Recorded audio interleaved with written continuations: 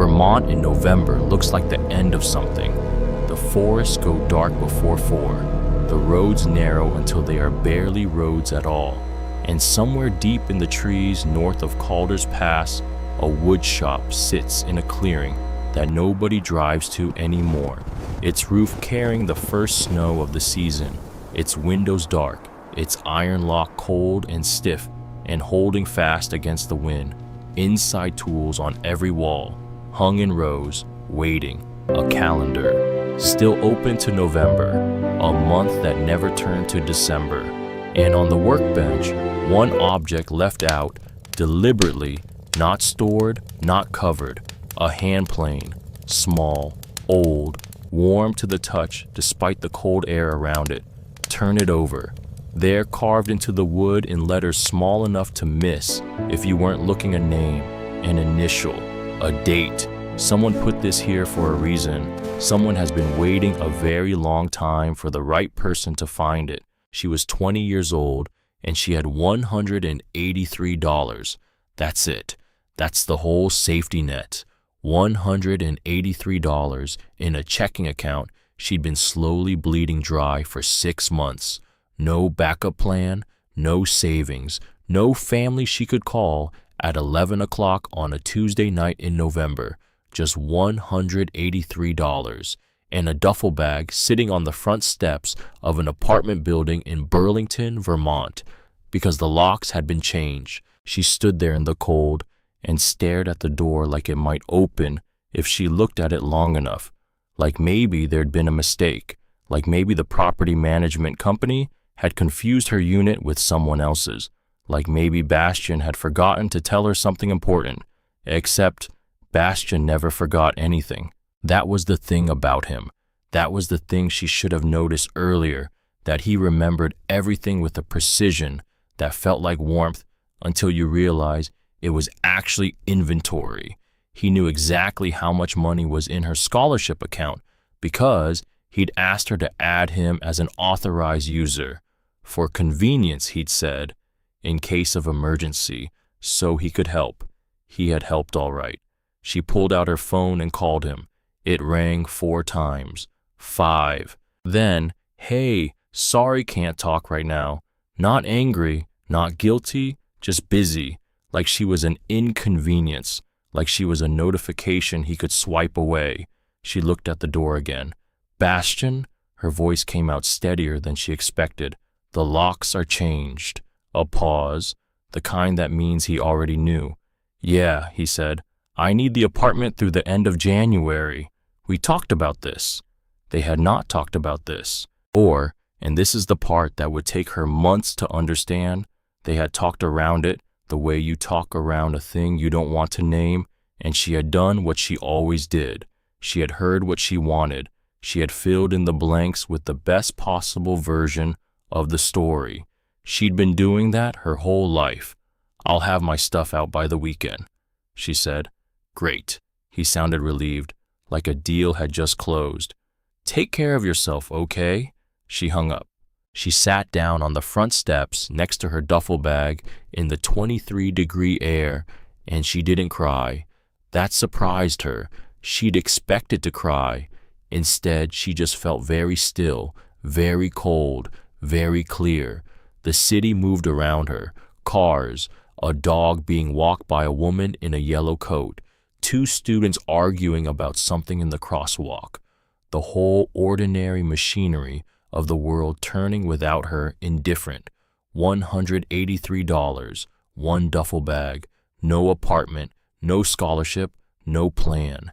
And then her phone rang. By midnight, she would be driving north through a snowstorm toward a workshop in the woods she didn't know existed. By morning, she would understand why her grandfather had never told her about it.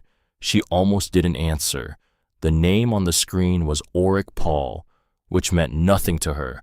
A lawyer apparently, at least that's what the little icon said when she looked it up in the 3 seconds before she decided she had absolutely nothing left to lose by picking up. Is this Isolde Vreck? Yes. My name is Auric Paul. I am an estate and property attorney based in Montpelier. I apologize for calling at this hour. I've been trying to reach you for 2 weeks. A pause, not uncomfortable, just careful. I have reason to believe you've recently lost your primary residence. She almost laughed. You could say that. I see. And his voice, she would think about this later, didn't change at all. No pity, no performance, just information received. Then the trust has been activated. I'd like to discuss the terms if you have a few minutes. The trust. She had no idea what he was talking about. I think you might have the wrong person, she said. Isolde Maris Vreck, he said, born September 14th, granddaughter of Aldrich Vreck of Calders Pass, Vermont. She stopped breathing for a second. Your grandfather established a conditional trust on your behalf, Ulrich said. It was designed to remain dormant until one of 2 triggers occurred, your 25th birthday, or the loss of your primary residence. Another pause. The court filing came through this afternoon. You qualify under the second condition. She was still sitting on the front steps. The cold had gotten into her bones. The woman in the yellow coat was coming back now, her dog straining at the leash, and for some reason Isolde focused on that dog, just a small beagle nose to the ground, following something invisible, because it was easier than processing what was being said to her. My grandfather, she said slowly, left me something. He left you a property, 3 acres and a workshop in Calders Pass. A beat. It's not a large building. I should be honest with you about that. I visited it after his passing, and the official assessment noted significant disrepair. He cleared his throat slightly. The assessor recommended sale to an adjacent landowner. Restoration costs were estimated to exceed property value. She absorbed this. So, what you're telling me, she said, is that I inherited a broken-down building in the middle of nowhere. In the middle of nowhere, covered in snow, yes, he said, and she thought she heard just barely something in his voice that wasn't quite a smile, but was adjacent to one. But it's yours, free and clear. Your grandfather made certain of that. She looked at the locked door of the apartment building. She looked at her duffel bag. She looked at the $183 in her checking account glowing faintly on her phone screen like the world's least reassuring emergency beacon. Mr. Paul, she said. Ulrich. Ulrich. She stood up, picked up the bag. How do I get there?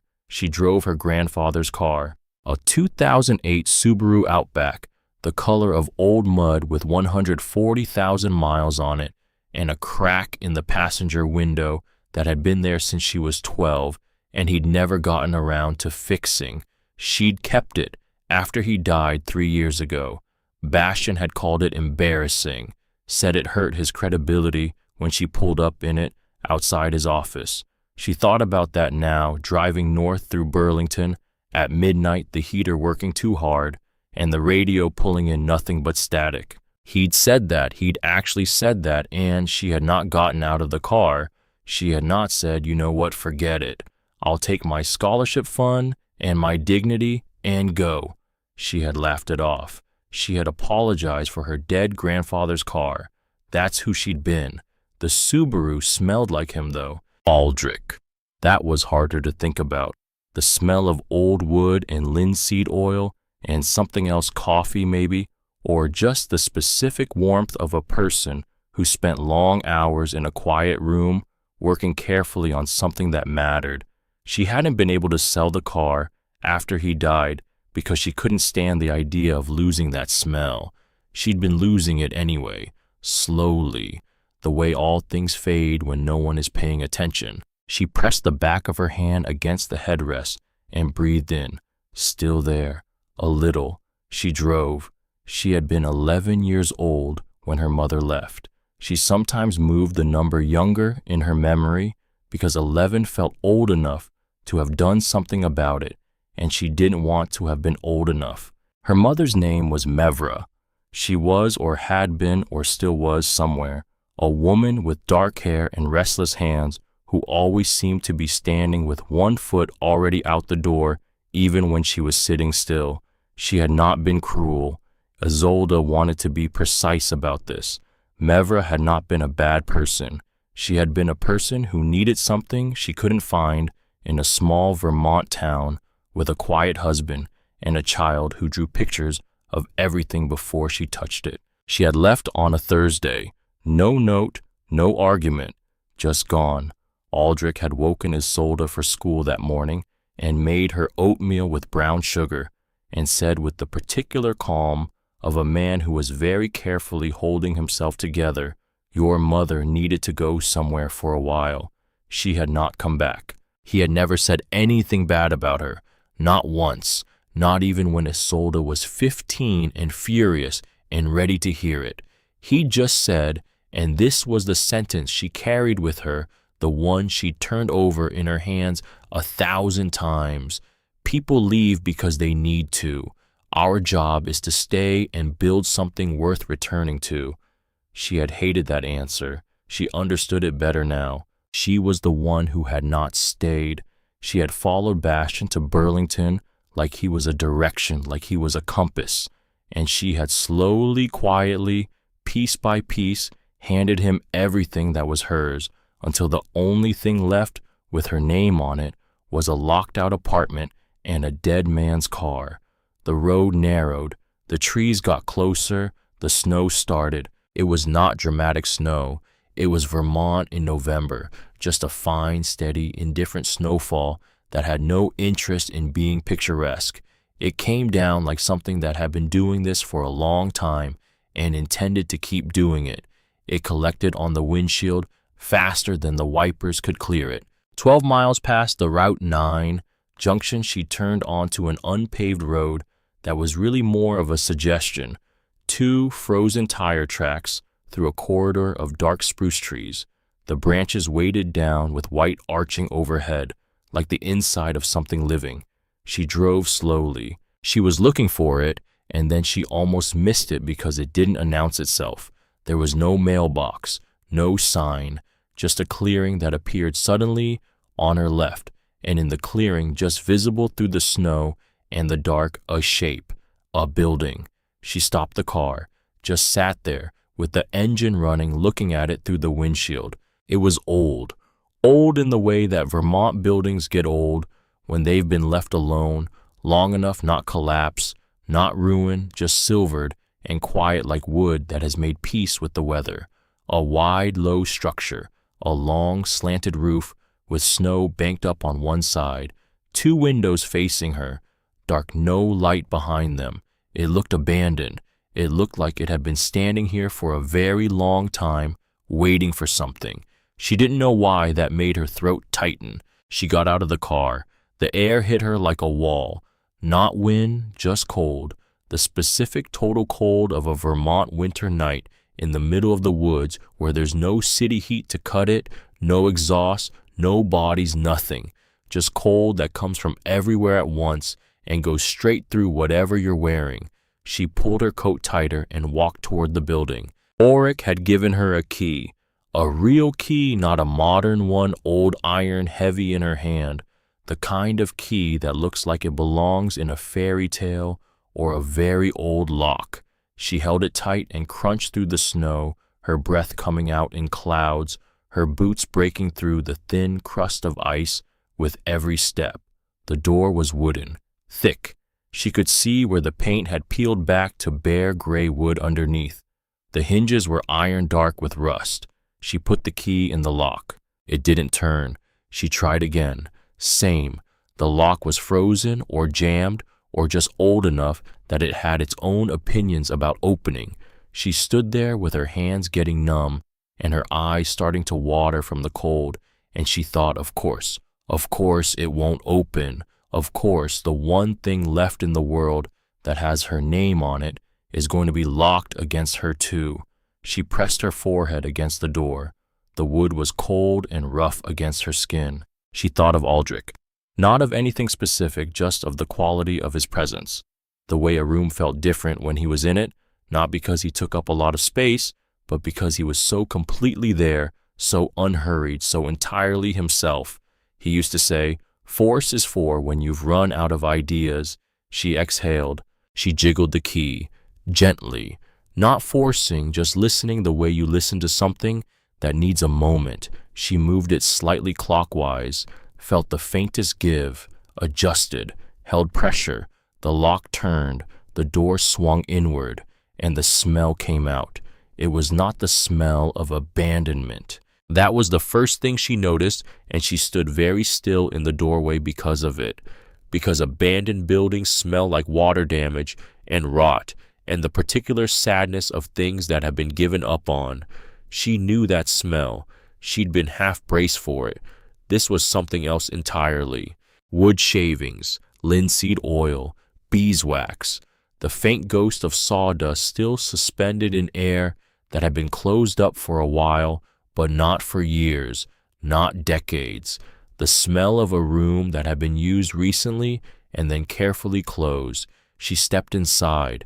The darkness was total until she got her phone light out, and then she moved it slowly around the space, letting her eyes adjust, and what she saw made her stand very, very still. Tools on the walls, not scattered, not rusted into uselessness, hung in neat rows on a pegboard, planes and chisels and saws and mallets, each one in its place, each one clean. A long workbench running the length of the far wall, its surface scored and stained with years of use, but clear, no clutter. A small cast iron stove in the corner, with a stack of split wood beside it, covered neatly with a canvas tarp. She moved the light to the left. A calendar on the wall, the cheap kind you get free at hardware stores. She stepped closer. November 2022, the month he died. The page was still on November. It had not been changed to December because there had been no December. He had come here in November, she could see from the small penciled notations on the dates, and then he had not come again because he couldn't. He had been here 2 weeks before he died. She hadn't known about this place. She had sat at his small kitchen table and eaten his oatmeal with brown sugar and helped him clean out the garage after his wife, her grandmother, passed, and she had thought she knew him. She thought she knew the shape of his life, the inventory of it, a small house, a vegetable garden, tools he kept in the garage, a man who read the newspaper every morning and fed the birds and went to bed at 9. She hadn't known about this. She turned the light to the workbench, and there it was, not put away, not covered, sitting alone on the cleared surface of the bench, like it had been left out deliberately, like it was the one thing that wasn't meant to be stored. A hand plane, small, old, the kind made from wood and iron, the blade worn to a fine edge, the wooden body smoothed by decades of use. She picked it up. It was heavier than she expected, warm somehow despite the cold air of the workshop. She turned it over.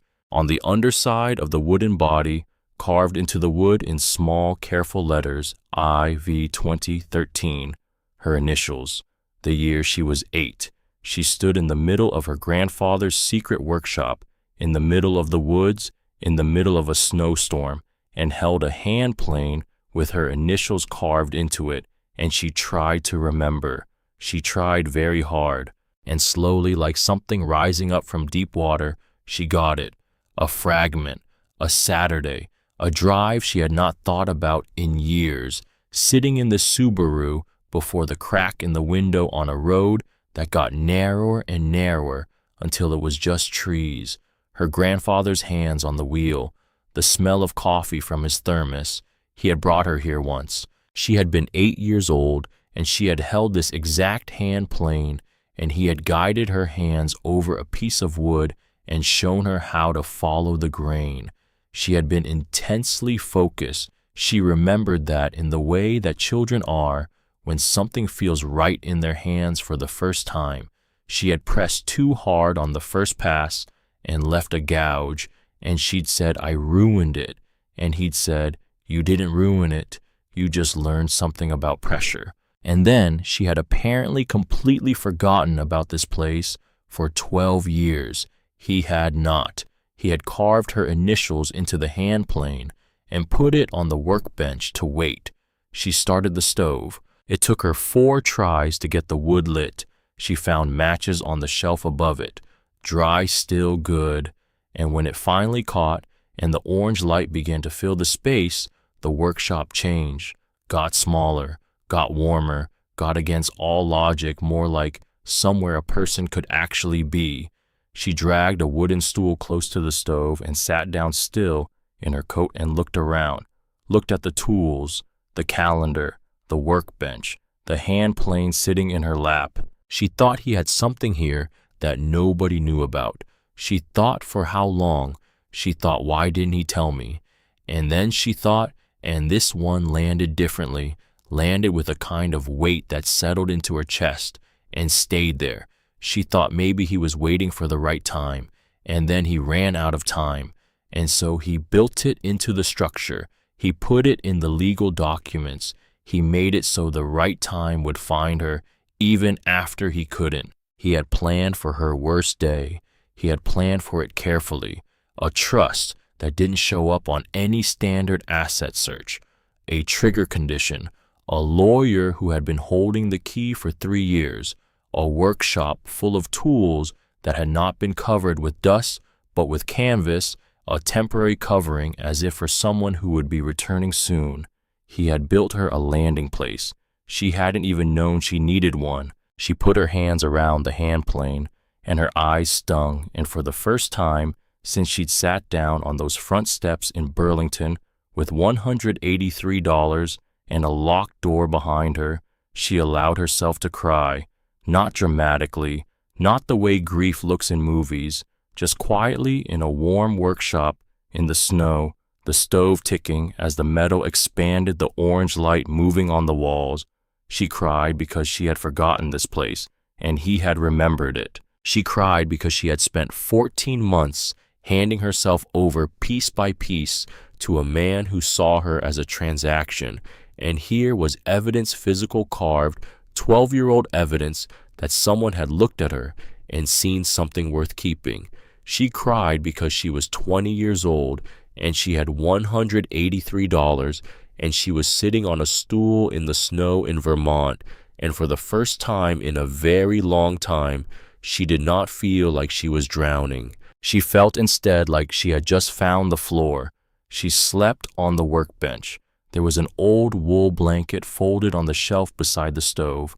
Of course there was, because he had thought of everything, and she wrapped herself in it and lay down on the cleared wooden surface and stared at the ceiling and listened to the snow and thought about nothing at all, for the first time in months. She slept hard and dreamlessly, and when she woke up, the fire had died down to coals, and the workshop was dim and cold around the edges, but warm near the stove, and there was gray light coming through the windows, and the first thing she saw when she opened her eyes was the hand plane sitting on the edge of the bench near her head.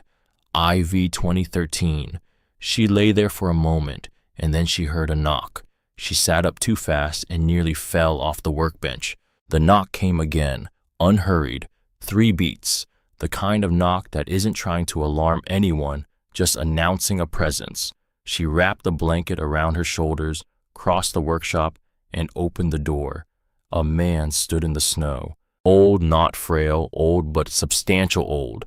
The kind of old that looks like it was assembled from materials that don't wear out easily. Broad shoulders in a canvas coat. Hands like a demonstration of what hands can become when they have spent 71 years doing actual work. Gray eyes steady. A face that had clearly decided long ago that expressions were a resource to be conserved. He was holding a wooden box. He looked at her for a moment. "You look like him," he said, not warmly, not coldly, just as information, the way you'd note that the weather had changed. "I'm Isolde," she said. "Aldrich was my grandfather." He nodded once. "Rouse-Mackin. I'm 3 miles east." He held out the box. "Saw smoke from the chimney last night. Figured someone was in here." She took the box. It was heavier than she expected. She lifted the lid and found bread still warm, wrapped in cloth, and a jar of soup and a small tin of something that turned out to be, when she opened it, black tea. She stared at it. You don't have to, she started. Your grandfather fed me in 1989, Rouse said, cutting her off without raising his voice. I had nothing that winter. He didn't make anything out of it. Didn't bring it up again. A pause. I never got to pay it back. He looked past her into the workshop. Something moved in his face just slightly. He kept it clean, he said. Not to her, really. To himself. Or to the room. He was here 2 weeks before he died, Isolde said. Rouse nodded. Like that tract. Like he had suspected as much. He was a private man, he said, but not a secretive one. There's a difference. She thought about that. What's the difference, she asked. Rouse looked at her for the first time directly, not past her, not at the workshop, just at her. A secretive person hides things because they're ashamed. A private person keeps things close because they're not ready to share them yet. He picked up the box. She realized it was hers to keep. He was just resettling it in her hands. He wasn't ready, and then he didn't have time. He turned to go. Mr. Mackin, she said. He paused. Did you know about this place? He considered the question with what she would come to recognize as his standard operating speed, which was unhurried. I knew he disappeared on weekends, he said finally. Figured he had somewhere. He looked at the workshop one more time. Good thing he did. He walked back into the snow. She stood in the doorway and watched him go until the trees took him. Then she looked down at the box, the warm bread, the soup, the tea. Someone her grandfather had fed in the winter of 1989 had just driven 3 miles through snow to bring her breakfast. She thought, what kind of man leaves ripples like that? She thought, what kind of man prepares for your worst day without ever telling you he's doing it? She thought, I did not know him at all, and I am only now beginning to. She went back inside. She put the bread on the workbench and the soup beside the stove, and she picked up the hand plane again, and she stood in the middle of the workshop and looked at the tools on the walls, the saws, the chisels, the mallets, the gauges, all of it, waiting with the particular patience of things that have been kept in good condition by someone who intended for them to be used again. She ran her thumb along the blade of the hand plane. Sharp, still sharp. He had sharpened everything before he left, because he was the kind of man who left things ready.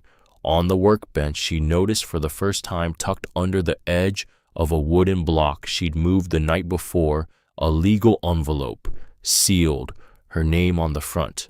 Aldrich's handwriting, she recognized it immediately. The blocky, careful print he used for everything the way it always looked, like a man who had decided each letter deserved individual attention. She pulled it out. She sat back down on the stool. Outside, the snow was still falling. Inside, the coals were orange and quiet, and the workshop smelled like wood and oil, and someone who had loved her without making a big deal of it. She opened the envelope, and she started to read.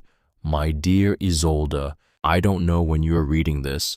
I hope it's your 25th birthday, and you're doing so well that you almost didn't need this place. I hope you have a life so good that you had to think twice about coming here. But I know you, and I know the other possibility. And if that's the one that brought you here, then I want you to know first, I'm not sorry you lost what you lost. I'm sorry it hurt, but I'm not sorry it brought you here.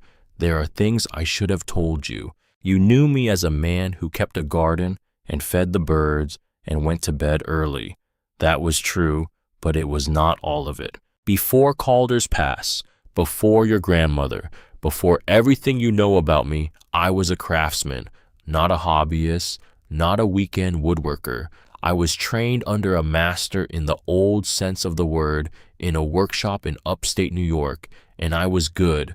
I say this without pride, very good.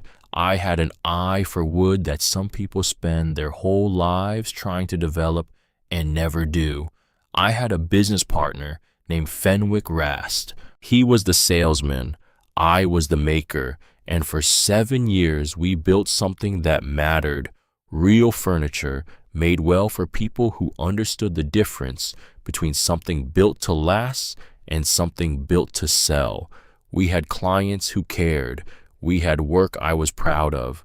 And then I found out what he'd been doing with the books. I won't go into the details here. There are documents in the metal box inside the base of this workbench. You'll find it. What I will tell you is this. He took everything that had a name on it, every contract, every client account, every piece of intellectual property we had built together. He registered it under his name alone, and he did it quietly over years, and I didn't see it until it was too late. When I confronted him, he didn't deny it. He told me I was a craftsman, that craftsmen make things, that he had made the business and I had made the furniture, and those were different things, and I should be grateful. He had very good lawyers. Your grandmother was sick by then. The treatments were expensive. I had no money because Fenwick had the money. I had a choice. I could fight him, which would take years and most likely end in nothing, or I could walk away and take care of your grandmother, and then later take care of your mother, and then even later take care of you. I walked away. I let him think he had broken me, and I came here. I bought this land for almost nothing. Nobody wanted it. Nobody could see anything in it. And I built this workshop with my hands and the tools I had managed to keep. And for more than 20 years, I have been making things here that no one could take from me, because no one knew they existed. There is a cassette tape in the metal box. September 14th, 2001. Our last meeting before everything ended. I recorded it. Old tape recorder I kept in my jacket pocket.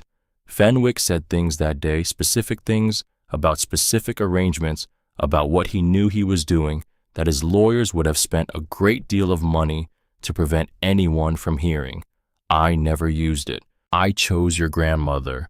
I chose your mother. I chose you. I chose the life I could build on this land over the fight I could have had in a courtroom. But I kept the tape because I am a craftsman, Isolde, and craftsmen do not throw away tools. They put them down carefully, and they wait to see if there is ever a moment when the tool is needed again. If you need it, use it. If you don't, burn it or keep it. Do whatever feels right, but know that I kept it for all those years, not because I was angry, but because I believed that someday the shape of things might change and you might need something I had put aside. This workshop is not a gift. It is a practice. Every piece in here under the tarps in the corner on the shelf is something I made because making things is the only honest answer I know to the question of what to do when the world takes something from you. You cannot make the world give it back, but you can make something new, something that belongs entirely to you, something no one can put in a contract. You have my hands, Isolde. I knew that the first time you held a tool, you were 8 years old, and you pressed the plane into the wood, and your face went very still and very focused, and I thought she understands this. She doesn't know she understands it yet, but she will. I am sorry I ran out of time to tell you in person. I am sorry I ran out of time for many things. The tools are yours. The land is yours. The work that is left here is yours to do with as you see fit. And whatever you build, I will already be proud of it. All my love, always. Aldrich. November 3rd, 2022. She folded the letter. She sat with it in her lap for a long time. Outside, the snow kept falling. The Subaru sat in the clearing, covered in white patient.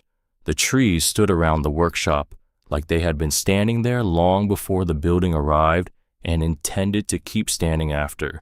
She was 20 years old. She had $183. She was sitting in her grandfather's secret workshop in the Vermont snow, holding a letter he had written 2 weeks before he died about a life he had never told her about, and a tool he had carved her initials into when she was 8 years old and waiting for her to find her way here. She looked at the hand plane, IV 2013. She thought about Bastian, about the locked door, about the $183, about 14 months of slowly disappearing. And then she looked around the workshop, the tools on the walls, the workbench, the stove, the calendar stopped in November, and she thought about what her grandfather had said. You cannot make the world give it back, but you can make something new. She stood up. She crossed to the workbench. She picked up the hand plane. It fit in her hand the way it had always fit, the way she had apparently always known and then forgotten, and was now at 20 in the snow with nothing left to lose, remembering. She stood at the workbench in her dead grandfather's secret workshop, and she began. The first week was an education in how many things she didn't know. She didn't know how to bank a fire, so it lasted through the night.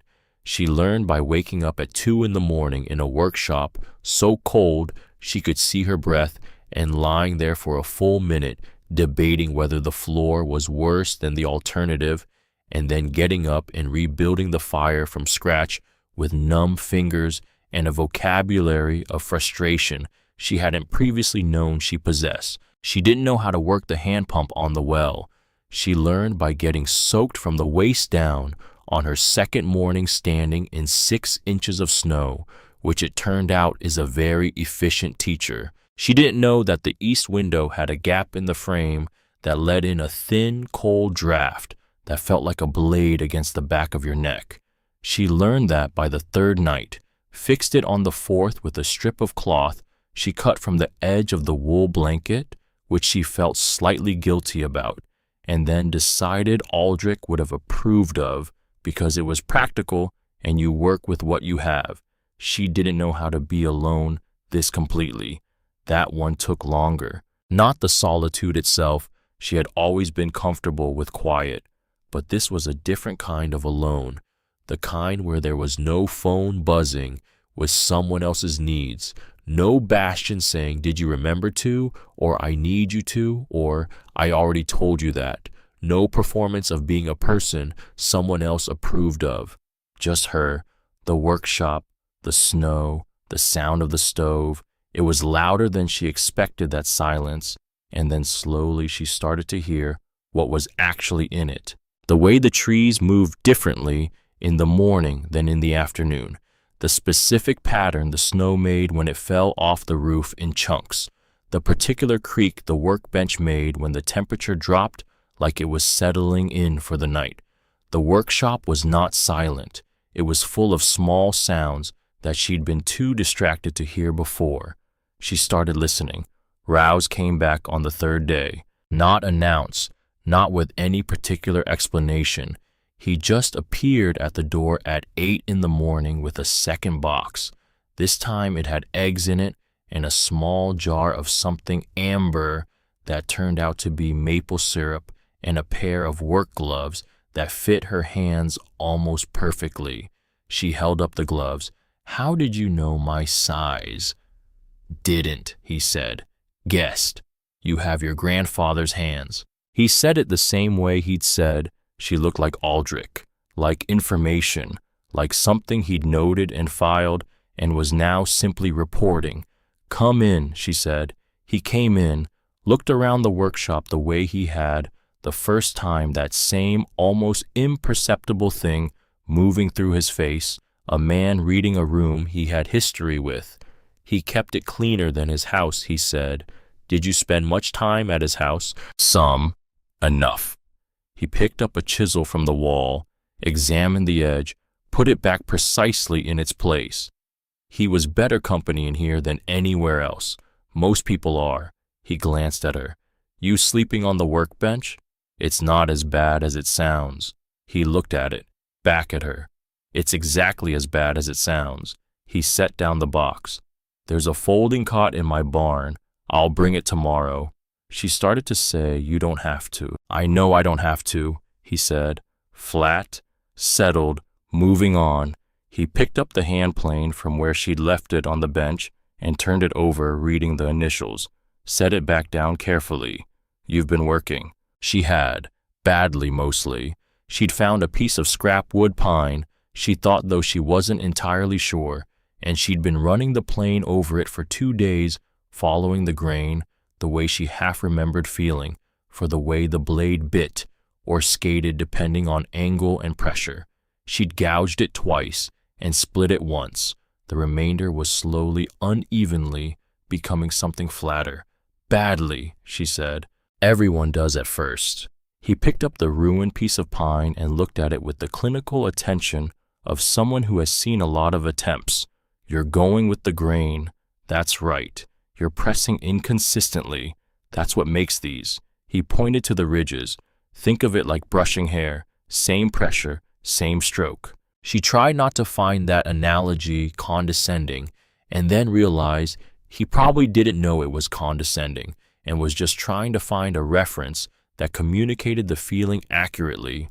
Can you show me? He took the plane, stood at the bench, and without any ceremony at all, he ran the blade along the wood in one clean stroke that produced a curl of pine so thin it was almost translucent. She stared at it. He handed the plane back. Now you. She tried. Better. Not good, but better. He watched without comment, which she was beginning to understand was his version of encouragement. She went into Calder's Pass for the first time on day 4. It was not a big town. It was barely a town at all. A general store, a post office the size of a closet, a diner that appeared to be open approximately when it felt like it, and a bakery called Det's that had a hand-painted sign in the window and a smell that reached the street and grabbed you by the coat and refused to let go. She went in. The woman behind the counter was somewhere in her early 60s, with silver hair cut short and practical, and eyes that assessed very quickly and gave very little away. She was wiping down a glass case, and she looked up when Isolde came in, and her hands stopped, just for a second. You're Aldrich's granddaughter, she said, not a question. Is it the hands? Isolde said. The woman Seraphine, as the name tag said Seraphine Det, owner almost smiled. Almost.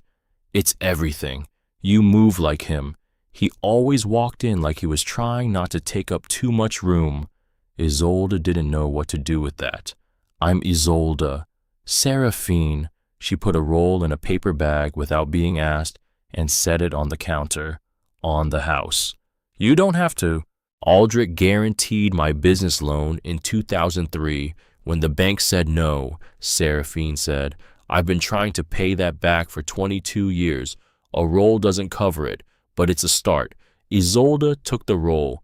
Did everyone in this town owe him something? She asked. Seraphine considered that seriously. Not everyone, she said, but the people who needed it, yes. He had a way of noticing when someone needed something without making them ask for it. That's rarer than it sounds. She looked at Isolde steadily. You staying? I don't know yet. Fair. Seraphine turned back to the case. Come back when you do. She found the second letter on day 6. She'd been systematically going through the drawers of the workbench, partly from curiosity, partly because she needed to understand what she had here, what tools, what materials, what her grandfather had been working with. The drawers were organized with the same careful logic as everything else. Sandpaper sorted by grit, fasteners in labeled jars, a small notebook with wood species written in columns with notes on grain direction and working properties in his compact handwriting, and in the bottom drawer, at the back, tucked behind a roll of leather for stropping blades, another envelope, her name, his handwriting. She sat down on the stool and opened it. This one was longer, more detailed, less elegiac. Like the first letter had been the emotional truth, and this one was the practical truth, and he'd known she would need both. He wrote about Fenwick Rast with more specificity this time, wrote about the partnership they'd built, wrote about the designs, dozens of them, custom pieces for collectors and estates furniture that was in homes in New England and New York, pieces that had his eye and his hands and his understanding of wood in every joint. All of it registered under Rast's name, he wrote, By the time I found out the extent of it, the statute of limitations on most of the fraud was approaching. Rast knew this. He had timed it carefully. He was very thorough. I went to a lawyer. She told me I could fight it, but the cost would be high, the timeline would be years, and the outcome was uncertain. Rast had money to sustain litigation. I did not. Your grandmother was beginning to show the first symptoms of what would eventually take her. I had a daughter who was— He stopped there, started again. I made a choice. I chose what I could protect over what I had lost. But I kept the evidence. In the base of this workbench, you'll need the second key on the ring, the small brass one. There is a compartment. Inside it, you'll find a metal box. The box contains the original design documents from 1998 to 2001, my handwriting, my signature, dated. You'll find correspondence, and you'll find the tape. I don't know if any of it is still useful. I don't know what Rast is doing now or whether it matters, but a craftsman does not discard what might yet be needed. You'll know what to do with it when the time comes, or you won't, and that's all right too. Either way, you'll know the truth. Your grandfather, Aldrich. She folded the letter. She looked at the workbench. Then she got down on her knees and ran her hands along the base. The second key was small, brass, easy to miss if you weren't looking. And the compartment, she found it on the third pass, her fingers feeling for irregularity in the wood was barely visible, a section of the lower frame that looked fixed but wasn't. When she pressed the key into the hole, small, nearly hidden in the shadow of a cross brace, and turned, she heard a soft click. The panel swung out. Inside a metal box, the kind with a simple latch, the kind you'd use for important papers. She lifted it out. It was lighter than she expected, and heavier than it looked the way things are when they're dense with significance. She opened it on the workbench. On top, a stack of papers, blueprints, design documents, each one in her grandfather's handwriting, tight architectural notes in the margins, measurements, material specifications, each one signed, each one dated in the specific way of someone who understood that dates might matter someday. 1998, 1999, 2000, 2001, months and months of work, dozens of pieces, each one documented with the seriousness of a man building a record. Under the papers, a small microcassette, the kind that fit in a jacket pocket. The label was handwritten in blue ink, F. Rast, September 14th, 2001. She held it carefully, like it might be fragile, like the more than 20 years it had spent in a hidden compartment in a Vermont workshop had compressed into something delicate. He had kept this for all that time. Not out of anger, she believed that. She believed it because of how he had kept it carefully, without bitterness, filed and labeled and sealed against time, the way you'd preserve something valuable rather than something you intended to use as a weapon.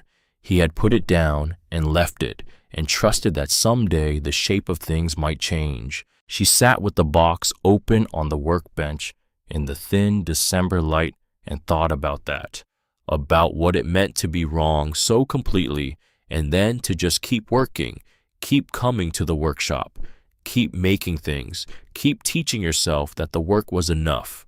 She thought she understood something new about him. She thought she understood something new about herself. The email arrived the next morning. She almost missed it. She was getting bad at checking her phone regularly, not on purpose. It was just that out here a phone was a strange object. It connected to a world that felt very far away and slightly unreal. But she checked it while she was eating breakfast, Rouse's bread, toasted on a cast iron pan on the stove, which worked surprisingly well, and there it was, from Hartley and Orville Legal Group. Reclaim of financial contribution, Rec/Orville. She read it 3 times. Then she called Oric. He picked up on the second ring. She read him the relevant sections. There was a pause on his end while he processed. When did this come in? This morning. Another pause. Longer. What's his argument exactly? He's claiming, she scrolled back to the specific language, financial contribution to the plaintiff's personal and educational development during a period of cohabitation constituting an actionable claim under the doctrine of unjust enrichment. He wants 40% of the assessed value of the property. Silence. Orrick. I'm thinking, is this? She stopped, tried again. Can he do this? Vermont does recognize unjust enrichment claims in cohabitation cases, Orrick said carefully. The standard requires proof of a benefit conferred, acceptance of that benefit, and circumstances where retention of the benefit without payment would be inequitable, a beat. His argument would be that the educational support he provided resulted in your improved position, your access to this inheritance. That's insane, she said. It's creative, Orrick said, which is different from wrong. Another beat. Do you have documentation of your scholarship status before you met him, before he became an authorized user? I have the original award letter. Good. What about his actual financial contribution? Do you have records of what he paid versus what the scholarship covered? She thought. The scholarship covered tuition. He paid for the apartment, groceries sometimes. How much of the scholarship funds did he transfer out? I didn't look after. I couldn't look after. She stopped. I can get the bank records. Get the bank records, Orrick said. And Isolde, I need to ask you something. The trust your grandfather established, do you know if he had any documentation of the property's origin? Any records showing the land was purchased entirely from his own resources, predating your relationship with Orville? He has a metal box, she said slowly. Design documents from his old workshop, from 1998 to 2001. They show what he was working with before he bought this land, and there's a tape recording of a meeting from 2001 with his former business partner, the one who defrauded him. A different kind of pause this time. A recording, Orrick said. A microcassette. He labeled it himself. Of what specifically? His business partner, Fenwick Rast, admitting or at least discussing the arrangement he'd made that cut my grandfather out. Orrick was quiet for a moment that felt very full. The statute of limitations on the fraud itself is long expired, he said finally. But that recording isn't about Rast anymore. That recording is about the history of your grandfather's intellectual and creative work, the foundation of everything he built after including this property. It establishes a chain of original ownership that exists entirely outside of any relationship you had with Orville. He paused. If that recording documents what you're describing, it significantly undermines the enrichment claim. She exhaled. I need to get a cassette player, she said. The diner had one. She didn't know this until she asked, and the woman who ran the diner, a compact woman named Bev, who spoke in the specific shorthand of someone who had operated a diner for 30 years and had no patience for non-essential words, disappeared into the back and came out with a tape recorder from approximately 1997 that still worked. Keep it, Bev said. I don't know why I have it. Isolde sat at the counter and ordered coffee and stared at the tape recorder. Then she put the cassette in. The sound quality was what you'd expect from a small recorder in a jacket pocket in 2001. There was background noise, chairs, a door, the ambient sound of an office building, and then two voices, her grandfather's. She recognized it immediately, the measured pace of it, the deliberate word choice. Aldrich. And another voice, smoother, faster, confident in a way that immediately put her teeth on edge. She listened for 40 minutes, her coffee going cold. She heard Fenwick Rast say with the casual precision of a man who has rehearsed this, that all design work produced during the partnership was legally considered work for hire under the company structure which he solely controlled, that Aldrich's signature on the original partnership agreement had transferred all intellectual property rights to the corporate entity, that he, Ras, was the sole director of that entity. She heard her grandfather say very quietly, "You knew I didn't understand what I was signing." She heard Ras say, "You signed it." She heard a long pause, and then her grandfather said something she had to rewind and listen to 3 times to be sure she had it right. He said, "I have a daughter who needs me, and a wife who is sick, so I'm going to let this go. But I want you to know that I know exactly what you did, and I'm going to build something with what's left, and it's going to be mine." And Ras said, "Good luck with that." And her grandfather said nothing else. She sat at the diner counter with her hands flat on the formica and listened to the end of the tape silence and then the click of the recorder stopping, and she thought about her grandfather driving back from that meeting, getting in his car, going home to a sick wife and a daughter who would years later leave, and then after all of that, buying a piece of land nobody wanted and coming out here on weekends to build things that were entirely and completely his. I'm going to build something with what's left. She thought about Bastian's email. She thought about 40%. She thought about Auric's question, "Do you have documentation of the property's origin?" She had more than 20 years of it. She left a 20 on the counter for the coffee, tucked the tape recorder under her arm, walked out into the cold. That afternoon, Seraphine came to the workshop. First time she'd been out here. Apparently, she stood in the doorway and looked around the way Rouse had, with that same quality of recognition, but different. Where Rouse had looked at the tools and the work, Seraphine looked at the space itself, the way the light came in, the way things were arranged. "It's him," she said quietly, not to Isolde, just out loud. "You can feel him in here." "Yeah," Isolde said, "you can." Seraphine came in. She had brought a thermos of coffee, which Isolde was discovering was how people in Calder's Pass said things they didn't know how to say in words. She poured 2 cups, and they sat Isolde on the stool, Seraphine on a wooden crate she found near the wall, and drank. "He talked about you," Seraphine said. "Not often, but when he did, it was always he was very precise about it, like he was being careful not to say the wrong thing. He'd say Isolde is good at seeing the structure of things, or Isolde notices what other people miss." She wrapped both hands around her cup. "I always thought he was building up to something, like he had a plan for you that he was waiting to put into motion." Isolde looked at the hand plane on the bench. "He did," she said. Seraphine nodded, like that tracked completely. "That was Aldrich. He never rushed anything." A pause. "Are you going to be all right with the legal thing?" Isolde looked up. Word travels fast. Small town. Auric mentioned he had some activity on the property. Seraphine's eyes were steady, not gossipy, just informed. "Bastian Orville. You know him?"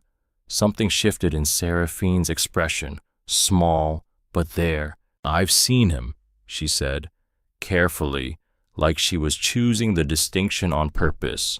Where Seraphine set down her cup, picked it up again, set it down.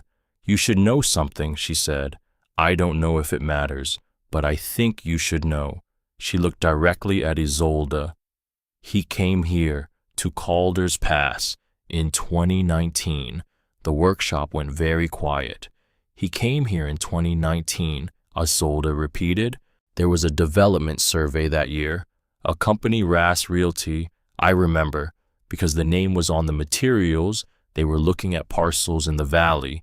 Potential resort development." Seraphine's voice was flat and careful. "He was here for 3 days. He came into the bakery. We talked. He was very charming. A beat. He asked about the land north of town. Your grandfather's land specifically asked if it was likely to come on the market. The stove ticked, snow against the window. He met me in 2021, Isolde said. Her voice came out very level. She was proud of that. At school, in Burlington. I know. Rast Realty. She heard herself say it from somewhere slightly outside herself. Fenwick Rast Company. I don't know the connection for certain, Seraphine said. I'm just telling you what I saw. Isolde looked at the metal box on the workbench, the design documents, Aldrich's handwriting, the cassette tape, F. Rast, September 14th, 2001. Fenwick Rast, who had stolen her grandfather's work in 2001. Fenwick Rast, whose company had come surveying in Calder's Pass in 2019. Bastian Orville, who had shown up at her university in 2021, who had been charming, who had asked her questions about her family, her background, where she was from, whether she was close to her grandfather, whether she'd ever thought about what she might inherit. She had told him. She had told him all of it.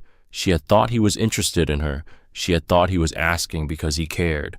She picked up the hand plane, not to use it, just to have something solid in her hand. Isolde, Seraphine's voice was quiet. I'm sorry. Don't be. She turned the plane over. IV 2013. You just told me the truth. That's not something to apologize for. She sat with it for a moment. Then she called Auric. He answered immediately. I need to ask you something, she said. Do you know Rast Realty? A pause. The particular pause of someone who knows more than they're prepared to say. Fenwick Rast has several holding companies, Auric said. Rast Realty is one.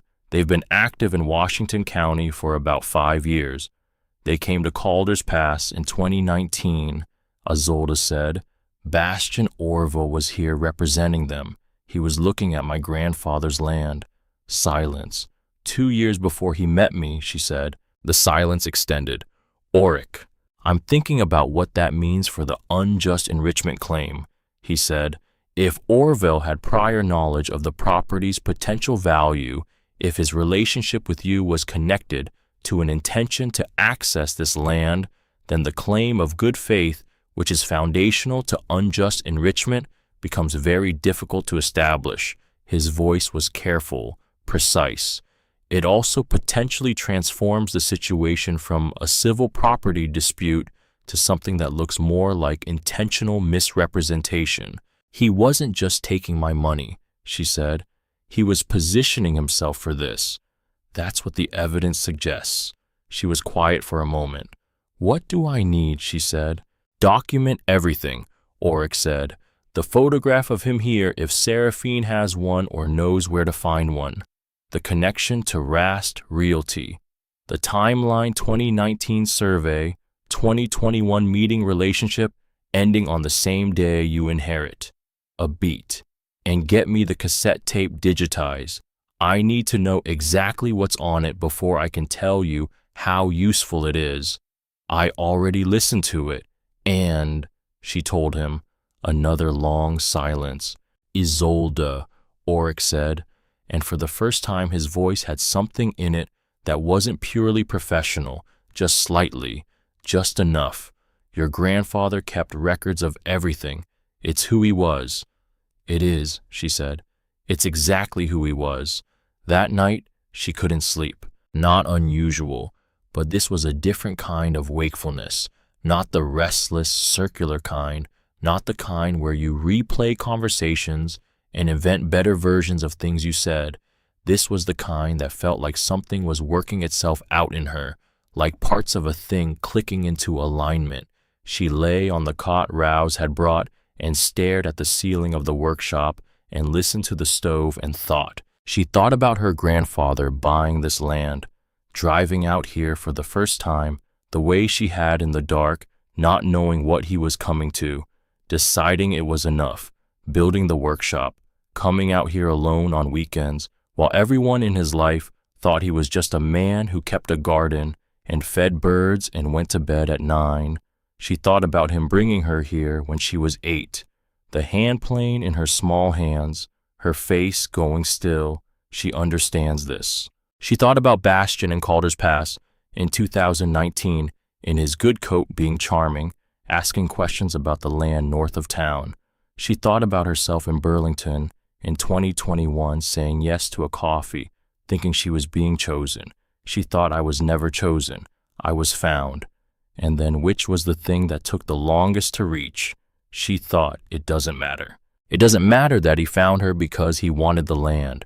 It doesn't matter that he calculated because the land exists, because the workshop exists, because Aldrich bought it and built it and kept it and left it for her with a carved hand plane and a hidden box and more than 20 years of evidence. Bastian could have calculated 100 times. He still could not have planned for this. For a man who had been quietly, carefully, thoroughly building an answer to every question she didn't know she was going to ask. You can't steal what someone has made for you. You can only arrive at it. She sat up. She crossed to the workbench in the dark and found the scrap pine she'd been working on, and she ran her hands over it, feeling the surface, the ridges from the inconsistent pressure, the one place near the end where she'd gotten it right, where the wood was smooth and even and flat. She found the hand plane by feel, stood at the bench in the dark workshop with the stove down to coals and the snow outside, and no one in the world who could see her, and the wood whispered under the blade. Bastian came on a Saturday. She saw the car first. A rental clean dark, entirely incongruous on the unpaved road to the workshop, the way everything about Bastian was always slightly wrong for whatever context it appeared in. He drove carefully through the snow with the uncertainty of someone who did not know how to read a road like this. She watched from the workshop window. He got out of the car and looked at the building with an expression she recognized: assessment. He was calculating something, measuring, the way he always measured. He knocked. She opened the door. He looked. She would think about this later.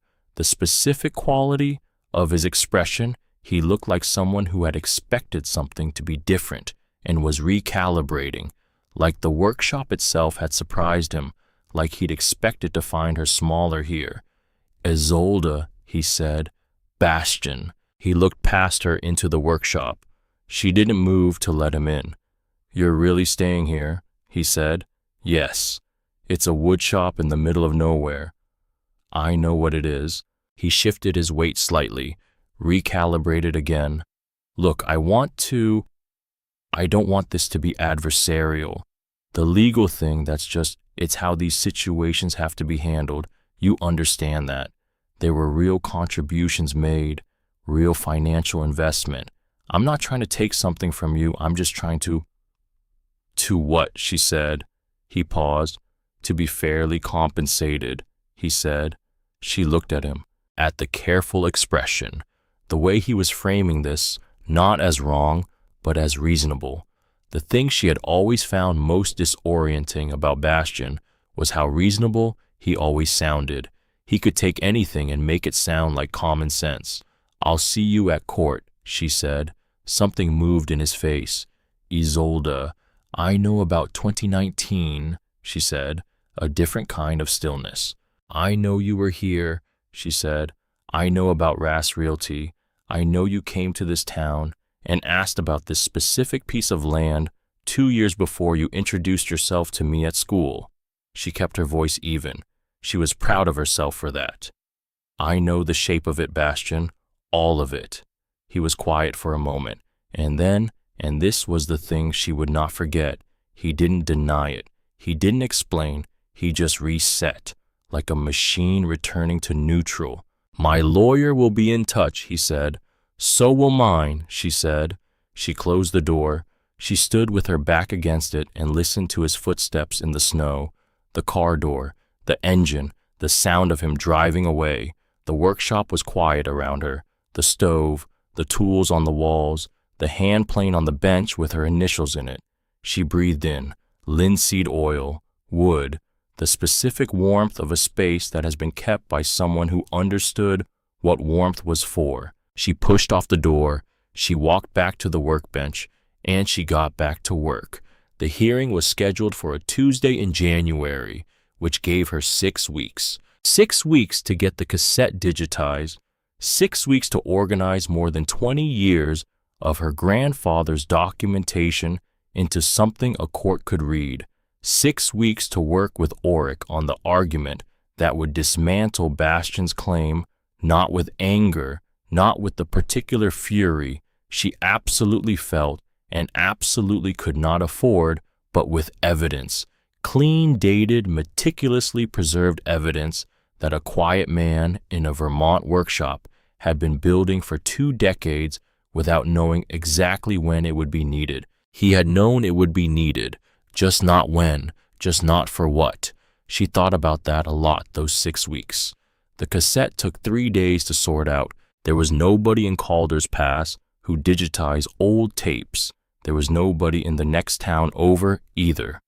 Orrick eventually found a place in Montpelier that did it, an audio restoration shop run by a man named Duff, who looked at the cassette with the careful respect of someone who understood that old recordings were a category of their own, fragile and irreplaceable, and who did not ask any questions about why she needed it done quickly. He called her 48 hours later. "It's clean," he said. "Better than I expected. You can hear both voices clearly. Can you hear what they're saying? Every word." She drove to Montpelier in the Subaru in the dark, picked up the digitized file on a USB drive, drove back through the snow with the drive in her coat pocket, the whole way home aware of the specific weight of it. More than 20 years, reduced to something the size of her thumb. She gave it to Orrick the next morning. He listened to it in his office with the door closed, and she sat in the waiting area and looked at a framed print of the Vermont landscape and tried not to think about anything at all, which was not successful. He came out 20 minutes later, sat down across from her. "Your grandfather," he said, "had an extraordinary instinct for documentation. He kept records of everything," she said. "It's who he was. What's on this tape is not just useful for your case." Orrick was choosing his words carefully, the way he did when something mattered and he didn't want to overstate it. Rast explicitly acknowledges that he structured the partnership agreement to transfer intellectual property rights in a way that Aldrich did not understand he was agreeing to. He uses the word intentional. A pause. That's not just evidence of fraud. That's a confession. That the statute of limitations has expired doesn't change what the tape contains. It changes what we can do with it legally, but not what it proves. She absorbed that. "What does it do for my case?" she said. "It establishes that everything your grandfather built after 2001, including this land, this workshop, everything in it was built entirely from his own resources, his own labor, his own creative work that existed before you were born, before you met Orville, before any of it." Orrick leaned forward slightly. "Unjust enrichment requires proof that a benefit was conferred and accepted in good faith. If Orville had prior knowledge of this property through his connection to Rast, then his entire relationship with you was a calculated approach to access that property. That is the opposite of good faith. That is intentional misrepresentation. And if there was no genuine enrichment, if the scholarship funds he accessed were subsequently reversed by the institution, meaning there was no net benefit to you at all, then the doctrine simply doesn't apply." He sat back. "We're going to be fine." She looked at him. "Define fine," she said. He almost smiled, just barely. "The claim gets dismissed." She let out a breath she'd been holding for 6 weeks. "But first, the work.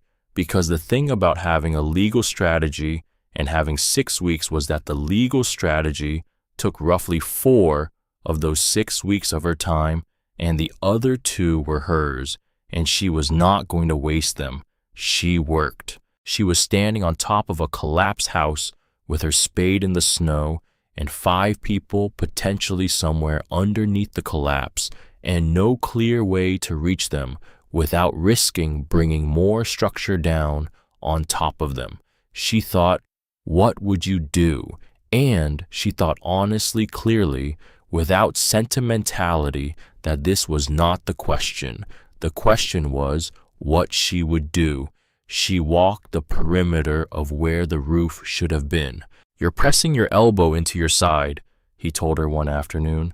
That's limiting your stroke. She tried again. There, he said, which was his version of excellent work. You've made significant progress. I'm genuinely proud of you. She was starting to understand his language. She was starting to understand that everyone in Calder's Pass had a language. Seraphine's was bread and coffee and the specific warmth of a room that had been prepared for someone. Rouse's was presence and correction and the occasional blunt observation that functioned as affection. Old Gideon at the general store, who'd known Aldrich for 30 years, spoke in stories long, circular, apparently rambling stories that always contained somewhere in the middle something exact and true. He came in every Saturday, Gideon told her once unprompted, leaning on the counter with the unhurried authority of a man who had been leaning on that counter for 4 decades. Bought the same things, coffee, a newspaper, a candy bar, the same one every week. And I'd say, Aldrich, why the same candy bar every week? And he'd say, Gideon, when you find something that's good, you stick with it. He looked at her. I think he was talking about more than candy, he said. She thought so too. The week before the hearing, Orrick called. I need to give you a realistic picture, he said, not because I think we'll lose, but because I want you to go into Tuesday knowing exactly what might happen. Tell me, Orville's legal team is good. They're going to argue that the Rask connection is circumstantial. They're going to say that even if he had prior knowledge of the property, that doesn't negate the financial contributions he made during your relationship. They're going to focus on what they can quantify, the apartment, the groceries, the tuition payments, and they're going to argue that regardless of intent, enrichment occurred. She was quiet. But our argument is stronger, Orrick continued. The enrichment claim requires showing that you benefited in a way that would be inequitable to retain without payment. We're going to show 3 things.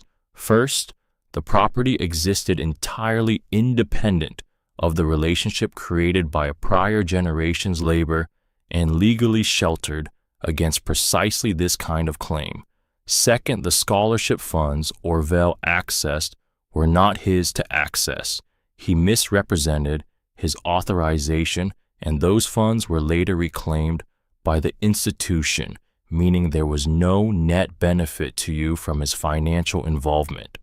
Third, if the relationship was initiated with prior knowledge of the property's existence and value, then any financial contribution was not an act of good faith, but a calculated investment in access, which means there's no equitable claim, which means the doctrine doesn't apply. She processed this.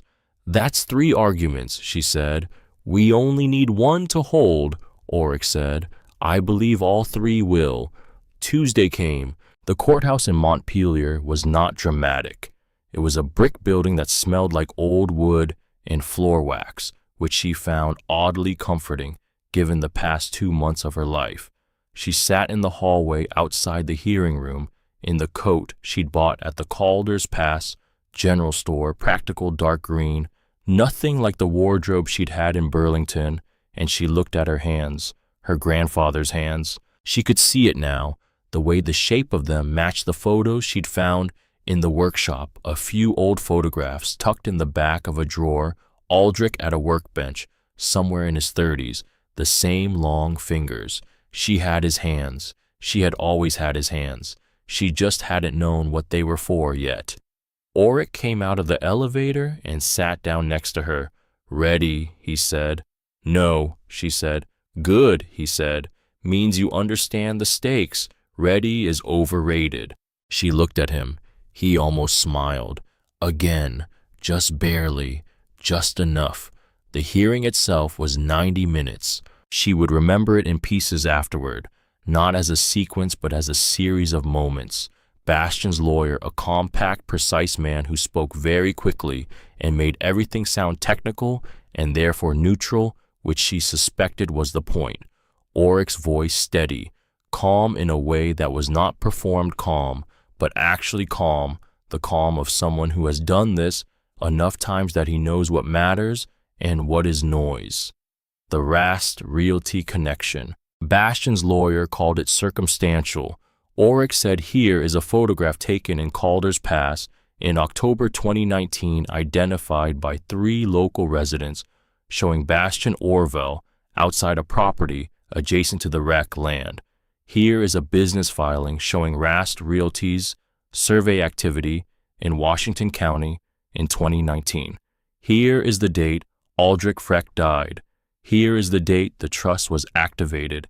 Here is the gap, 24 months between Orvel's documented presence in Calder's Pass and his first contact with Isolde Vreck. The cassette, not as evidence of Rast's original fraud, that was not the argument, but as provenance, as the documented record of a man's creative output, his labor, his intellectual property, existing and being documented from 1998 forward, entirely prior to and unconnected from any relationship his granddaughter would later have. The scholarship funds. This was Bastian's strongest ground, and Oryx knew it. He didn't try to dismiss it. He reframed it. The funds were accessed through an authorization that was obtained by misrepresentation and subsequently reversed by the institution. There was no net enrichment. You cannot build an unjust enrichment claim on a benefit that was removed by the claimant himself before it ever took permanent form. The judge, a woman late 50s, who had the expression of someone who had heard a great deal of creative legal argument over the years and had developed a very refined sense of when something was elaborate versus when it was true, listened to all of it without expression. Then she asked Bastian's lawyer one question. Prior to the relationship, she said, did your client have knowledge of the existence and potential value of the wreck property? A pause. Bastian's lawyer said, the connection to Rast Realty is, I asked a yes or no question, the judge said. Another pause. Bastian's lawyer said, we contend that any prior knowledge is irrelevant to the central enrichment claim. The judge looked at him for a moment. Then she looked at her papers. Motion dismissed, she said. The enrichment claim fails on the foundational requirement of good faith and the absence of demonstrable net benefit.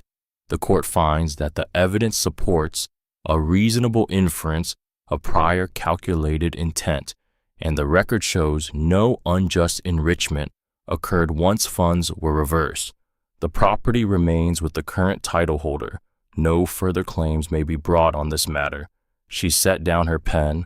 Everyone stood, and then it was over. She sat in the car in the parking lot for a long time, not crying, not celebrating, just sitting, with the engine off and the cold coming in slowly, and the Subaru smelling like linseed oil and old wood, because at some point in the past 2 months, she had apparently become a person who carried a workshop around with her embedded in her clothes and her skin.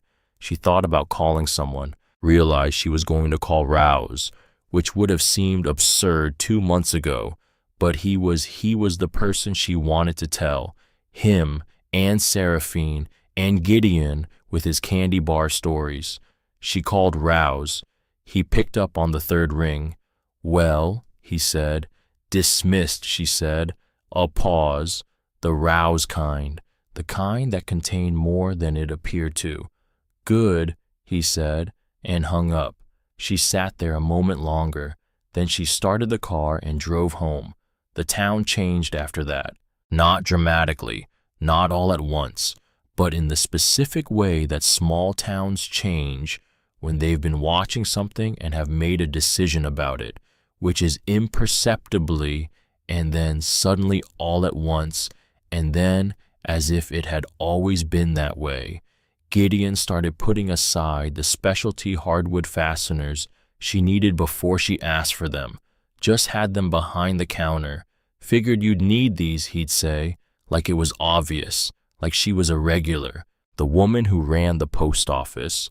Patrice, who had a voice like a foghorn and opinions about everything and absolutely no interest in keeping either to herself, started flagging her when packages came in that might be useful.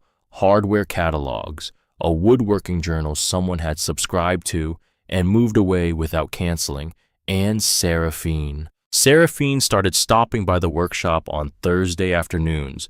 No agenda, just coffee in a thermos, a piece of something from the bakery, and she would sit on the wooden crate and talk or not talk, and Isolde would work or ask questions, or sometimes just sit too, and the afternoons went by in that particular way that good afternoons go by, which is too fast, and leaving you slightly warmer than when they started.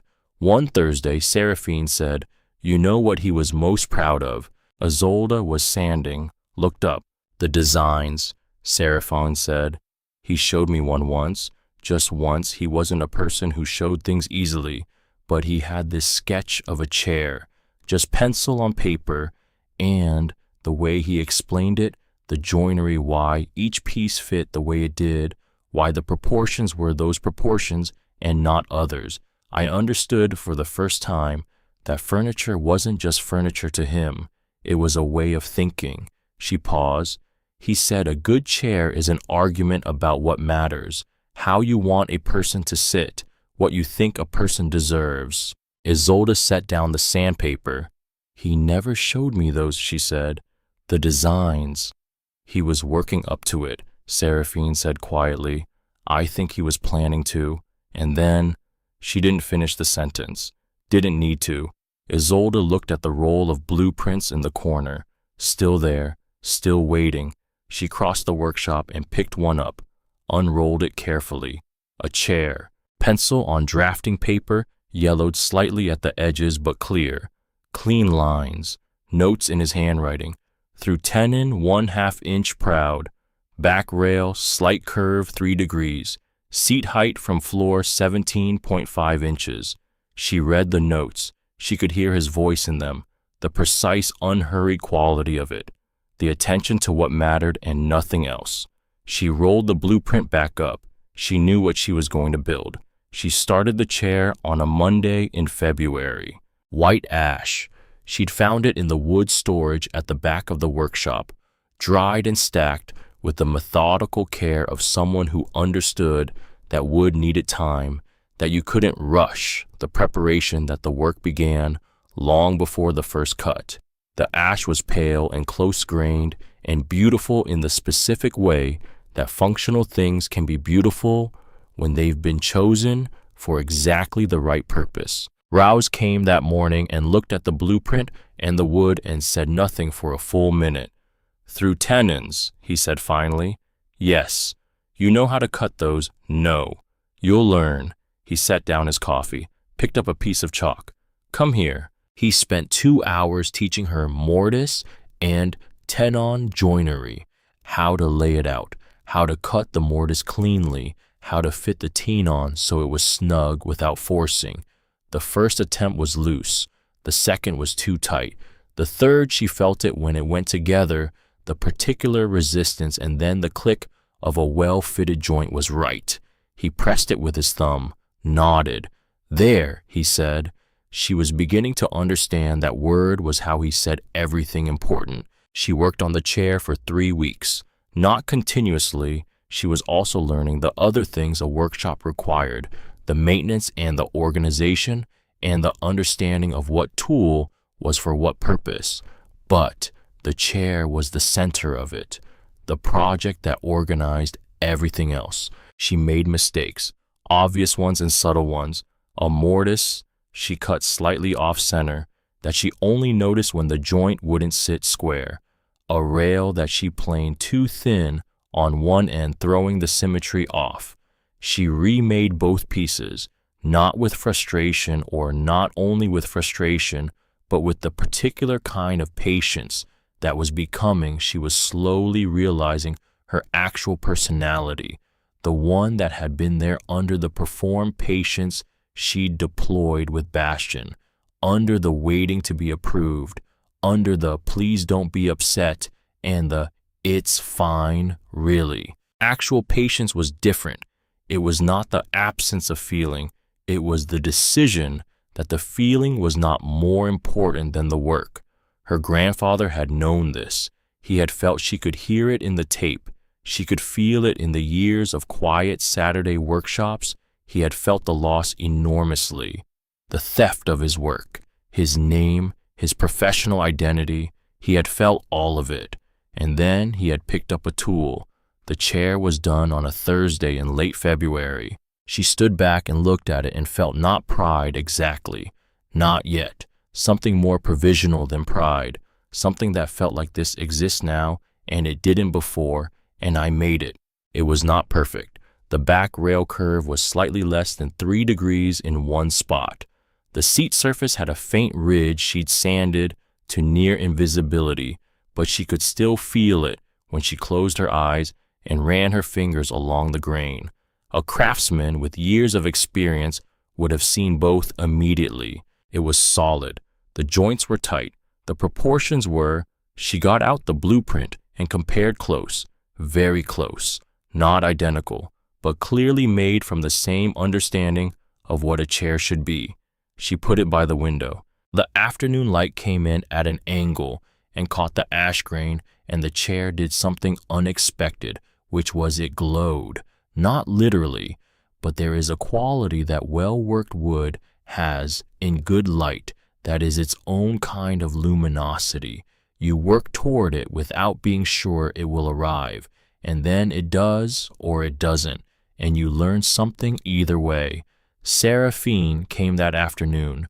She stood in the doorway, looked at the chair, went very still. Isolde, she said, I know it's not. Stop. Seraphine walked to the chair, touched the back rail, ran her finger along the seat, stood for a moment. He would be proud of this. Which was the sentence, the one Isolde had not known she was waiting for until it arrived, and everything in her went quiet.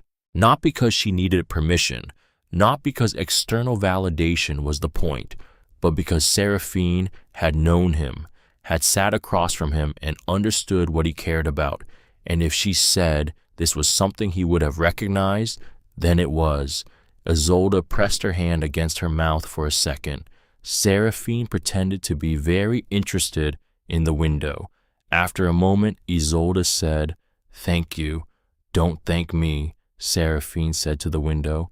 I'm just telling you what I see. That evening, Rouse came. He came later than usual in the blue-gray light just before dark, and he was carrying a wooden box she hadn't seen before. Old, pine, she thought, the corners worn smooth with age. He put it on the workbench. He didn't say anything immediately. He looked at the chair by the window. He looked at it the way he looked at things that he intended to say something about later, after he'd formed an opinion properly.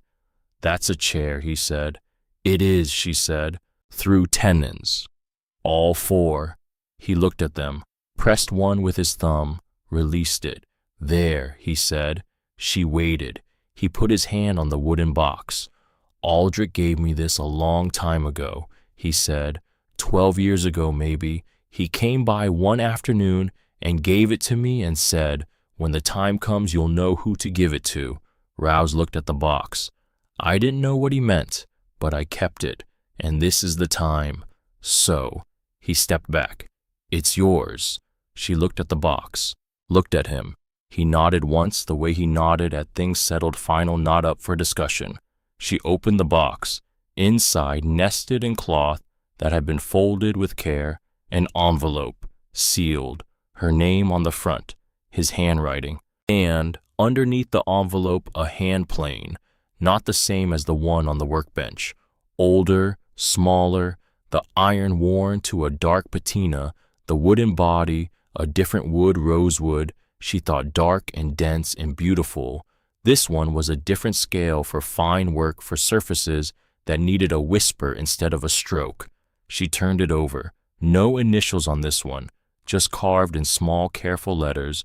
On the heel, for when you're ready. She sat down on the stool. She sat there for a moment with the plane in her hands and the box on the workbench, and Rouse standing by the door, looking at something on the wall that required his attention. She opened the envelope.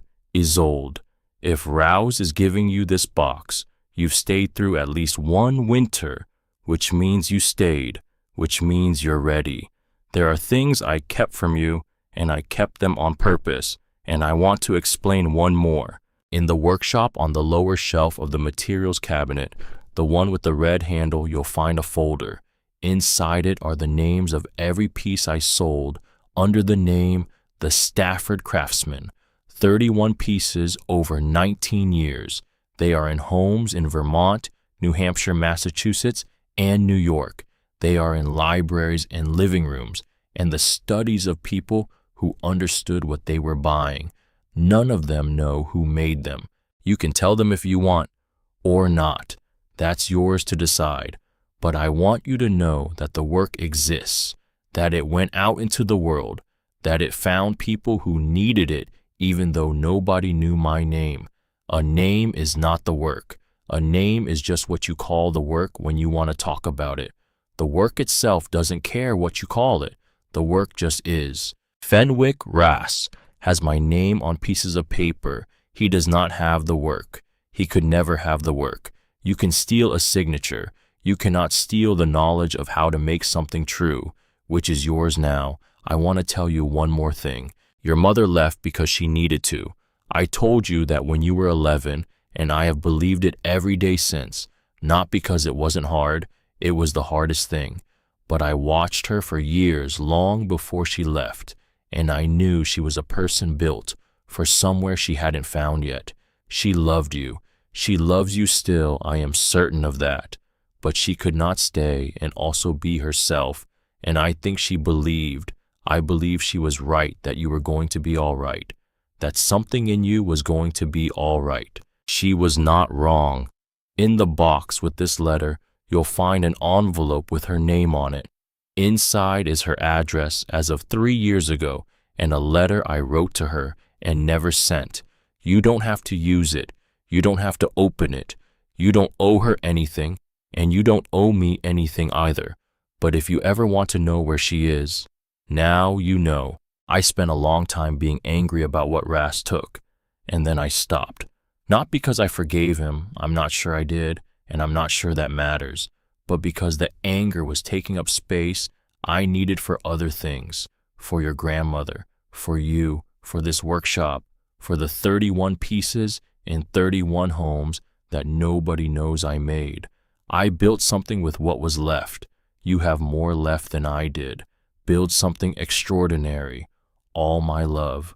Aldrich. She sat with the letter in her lap for a very long time. Rouse had gone. She hadn't heard him leave.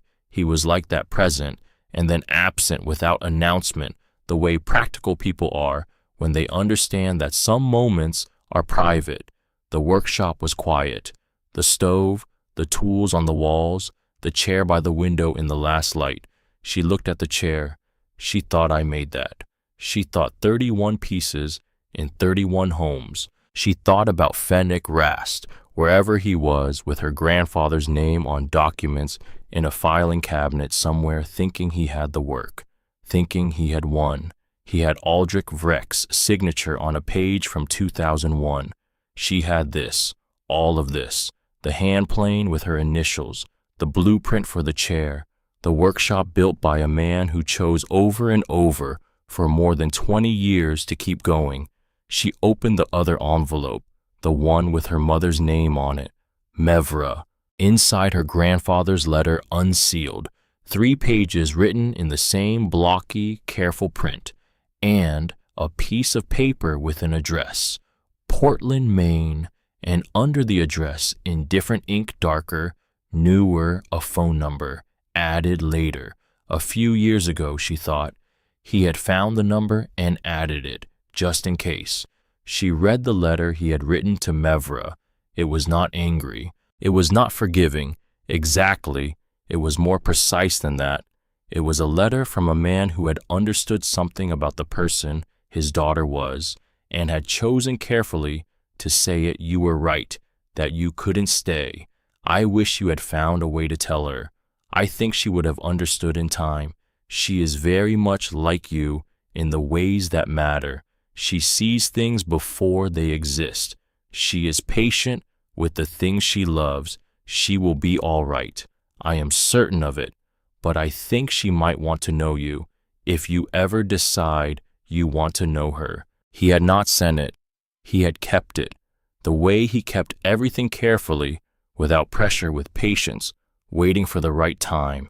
She folded it back up. She put it in her coat pocket. She did not call the number that night. She was not ready that night, and that was all right. She did not have to be ready tonight. She had the address. She had the number. She had, for the first time, the knowledge that her grandfather had known and had followed from a distance and had left the door open without forcing it. When she was ready, the door would still be there. Spring came to Calder's Pass the way it always does in Vermont, reluctantly, in increments, with several false starts that felt like personal betrayals. There was a week in March where the temperature dropped back to single digits, and she thought, I live in Vermont now. This is simply what Vermont is. I have made a choice to live somewhere that is trying to kill me 6 months of the year. And then April arrived, and the snow began pulling back from the edge of the clearing, revealing dark earth beneath. And the clearing looked different in mud season than it had in snow, smaller and also larger, the way things are when you can see them clearly. She opened the workshop windows for the first time. The air came in smelling like cold earth and pine resin and something green underneath that she didn't have a word for, but recognized as beginning. She had orders, 3 of them, modest ones, a side table for Gideon's daughter, who had seen the chair and asked, a small cabinet for Seraphine's bakery, and one that had come through Oric of all people, from a client of his who had heard the way things spread in small towns through invisible channels, through the specific frequency of people who pay attention, that there was a young woman making furniture in a workshop outside Calder's Pass. Furniture that was good, furniture that was made the way furniture used to be made, when people still believed that the thing you made should outlast you. She was not the Stafford craftsman. She was something else, something that didn't have a name yet. She was working on that. Rouse came on a Tuesday in April with his coffee and sat on the crate and watched her work and said after a while, You've stopped thinking about your hands. She didn't look up. What do you mean? When you started, you were watching your hands like they were going to do something you didn't want them to do, correcting before there was anything to correct. He drank his coffee. Now you're just working. She thought about that. Is that good? That's the whole thing, he said. On the last day of April, she sat in the workshop as the light came through the clean windows and fell across the workbench and the tools on the walls and the chair that was still there, still by the window, still waiting to go to wherever it was going to live. The 2 workbenches, Aldrich's in the corner. She had not moved. It would not move it. It was his. The surface worn smooth and dark with the oils of decades, the wood itself changed by everything that had happened on top of it. Hers at the center of the room, newer, cleaner, getting its own history. 2 workbenches in the same workshop. 2 generations of the same understanding. She picked up the rosewood plane for when you're ready. She ran it along a piece of ash. The shaving came off clean, thin as paper, curling perfectly. She was ready. She had been ready for a while now. She just hadn't known what ready felt like, because she'd never felt it before, not in the way she felt it now, not as the absence of fear, but as something else entirely, as the presence of herself, solid, unhurried, entirely here. She took another stroke. The wood whispered. Outside, a bird she didn't know the name of yet was doing something loud and insistent in the trees which she chose to interpret as enthusiasm rather than complaint. The clearing had mud in it and a patch of something green just pushing through near the north side. The Subaru sat where it always sat. The workshop stood where it had always stood, silver wood and iron hinges rooted in ground that had been hers from the day she was born. Technically, even if she hadn't known it. Aldrich had known it. He had built her a landing place and kept it clean and left the matches dry and the blanket folded and the wood split and the key on a ring and the letter on the shelf and the hand plane on the workbench with her initials in it. He had believed, without being able to tell her, that she would find her way here. He had been right. She was 20 years old and she had $183 on the day she lost everything. She spent it on gas to drive to a wood shop in the snow. It was the best $183 she ever spent. And if you've ever been stripped of something you thought was yours, if you've ever stood in the cold outside a door that wouldn't open and thought, this is it, this is everything gone, if you've ever been chosen by someone who saw not what you were, but what you were going to become and decided to build something for that person quietly without asking for credit, then you know what I mean when I say some things cannot be taken from you. Not because they're protected by law, not because you're strong enough to hold them, but because they were made for you, specifically, out of patience and love and the particular faith of someone who understood that the work outlasts everything else, that what you build with your hands, when you build it from the truest part of yourself, does not diminish, it waits, and when the person it was made for finally arrives, it is exactly as it should be. If someone has built something quietly for you, a place to land, a truth to hold a small kindness on a cold morning, tell me about it in the comments. Tell me what they left behind that you didn't understand until later. I read every one, because every one of those stories is proof of the same thing, that the love that doesn't ask to be recognized is the love that lasts.